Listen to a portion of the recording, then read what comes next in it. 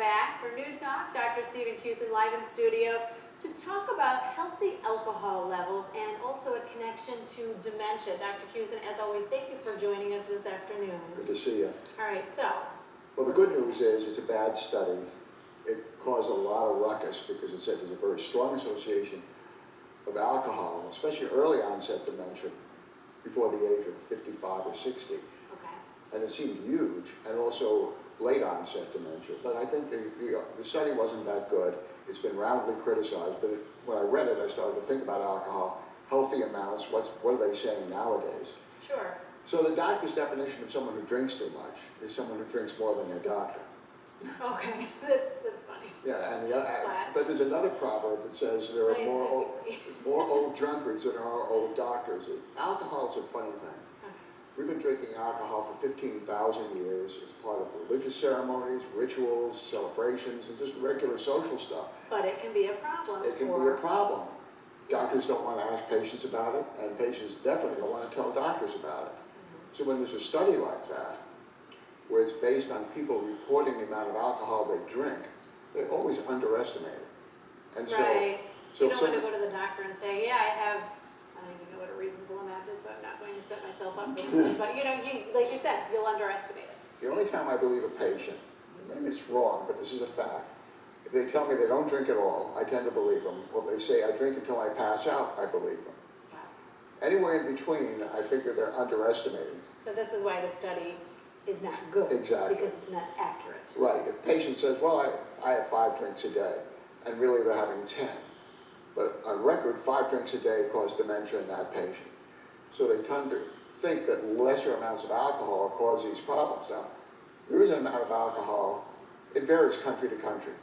The United States is the most liberal in the amount that allows people to drink on a safe level. Yeah, and it's who strange. would think that? You always think the Europeans drink more wine, They right? do. Right. We allow people to drink more, but we don't. The Europeans are more strict, but they drink more. Interesting. 9 liters per year for Americans, 12 liters in France, 11 in Britain. That's what we actually drink. That's what they actually drink, according to the latest statistics. Okay.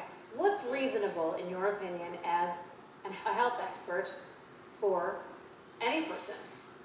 Well, I think for women it's less, and there's some controversy about that because they weigh less and they have less body water to distribute the alcohol in, so it tends to get into the bloodstream quicker.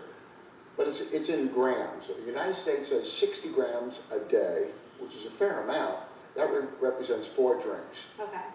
A standard drink is 1.5 ounces of spirits, Okay. 5 ounces of wine, and a beer, 12 ounces. So they say you can do 4 of those a day, which seems rather liberal.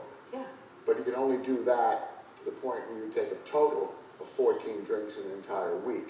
So if you do 5 drinks on one day, that's too much. Or if you drink 15 drinks a week, that's too much. That seems like a lot. Gives you a hell of a nice weekend, though. I mean, Friday, Saturday, and Sunday, but it seems... Right. Now, what's the tie-in to dementia?